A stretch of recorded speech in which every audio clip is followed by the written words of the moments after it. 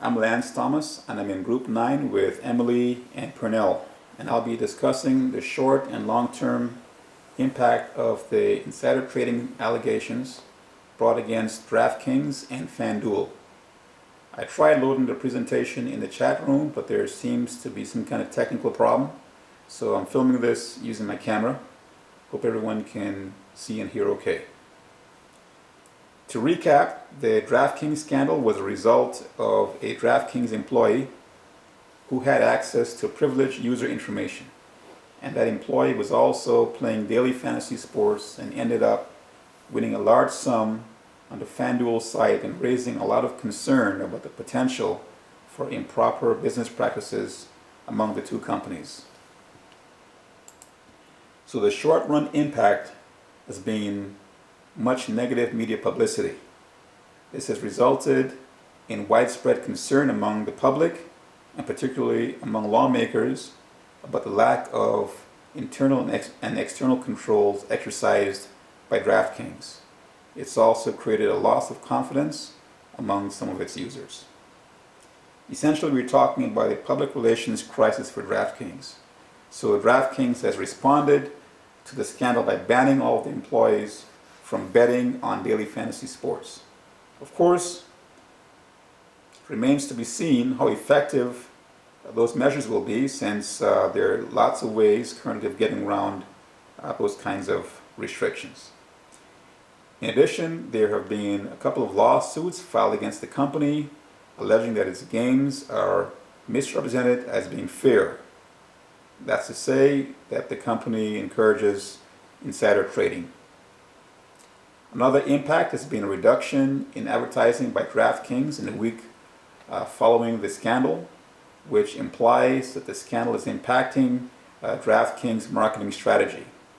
Advertising is the lifeblood of daily fantasy sports companies, so a change in that strategy essentially represents an opportunity for competitors in the industry and puts DraftKings' market leadership in jeopardy.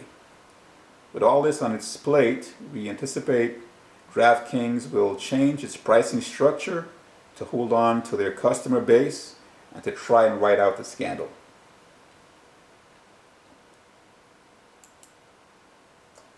We anticipate the company will lose 10% of its players as a result of the scandal. This will cause the demand curve to shift left, as depicted in the graph.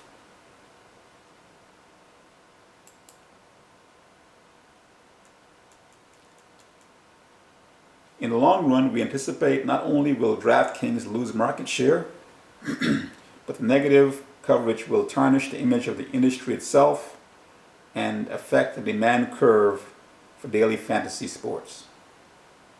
A worst case scenario is that all the negative publicity fuels a congressional investigation and results in new legislation that would classify daily fantasy sports as gambling and therefore make it subject to the unlawful internet gambling laws. That is, the same laws that killed off online poker and other forms of internet gambling over 10 years ago. So in order to overcome the effects of these long-term impacts, we forecast DraftKings will attempt to implement internal controls that build more confidence in its integrity. One of these strategies will be to separate sharks and fish.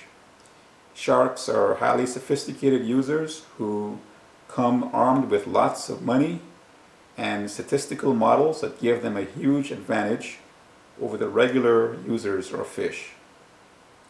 In addition, we forecast DraftKings will implement market segmentation and differentiation strategies and diversify the products it offers, venturing into traditionally foreign sports such as soccer, cricket, and rugby. We also forecast DraftKings will enter the video game market, which has a long partnership with Major League Sports and would seem to be a perfect natural complement to the products offered by daily fantasy sports. This concludes my discussion of short and long-term impacts. I will now pass you to my fellow group members for the conclusion.